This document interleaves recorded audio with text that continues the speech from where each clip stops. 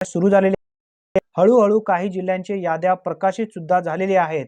या यादीमध्ये तुमचं नाव आहे का हे कशा पद्धतीने आपण चेक करावा आपल्या मोबाईलच्या माध्यमातून, या संदर्भातील पूर्ण माहिती आपण या व्हिडिओच्या माध्यमातून समजून घेणार आहोत। ज्या जिल्ह्यांची यादी प्रकाशित झालेली आहे, हा जिल्हा कोणता आहे, कोणत्या ठिकाणी तुम्हाला यादी पाहण्यासाठी मिळणार आहे, या यादीमध्ये काय काय अपडेट देण्यात आलेला आहे, पूर्ण डिटेल्स आपण या ठिकाणी समजून घेण्याचा प्रयत्न करणार आहोत। त्यासाठी नक्की व्हिडिओ शेवटपर्यंत पहा। तत्पूर्वी चॅनलवरती पहिल्यांदाच आला असाल तर चॅनलला सबस्क्राइब करून ठेवा।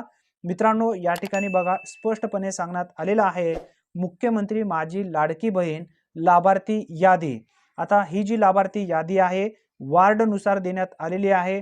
तुमचं वार्ड क्रमांक काय आहे त्याच्या समोर एक डाउनलोड नावाचा ऑप्शन असेल, त्यावरती तुम्हाला क्लिक करायचं आहे आणि तुमच्या वार्डाची पूर्ण यादी तुम्हाला डाउनलोड करायची आहे। यादी डाउनलोड झाल्याच्या नंतर त्यामध्ये तुम्हाला तुमचं नाव दिसणार आहे। आता ही जी यादी आहे धुळे जिल्ह्यातील महानगरपालिकेची ही यादी आहे।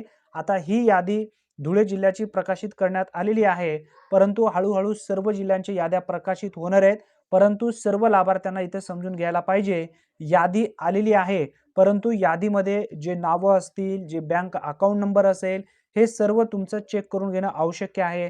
आधार नंबर बरोबर आहे का, मोबाईल नंबर बरोबर आहे का, आयएफएससी कोड बरोबर आहे का, तुमचा जो अकाउंट नंबर आहे तो व्यवस्थित आहे का, तुमचं नाव व्यवस्थित आहे का आधारप्रमाणे, हे सर्व पाहून घेणं गरजेचं आहे।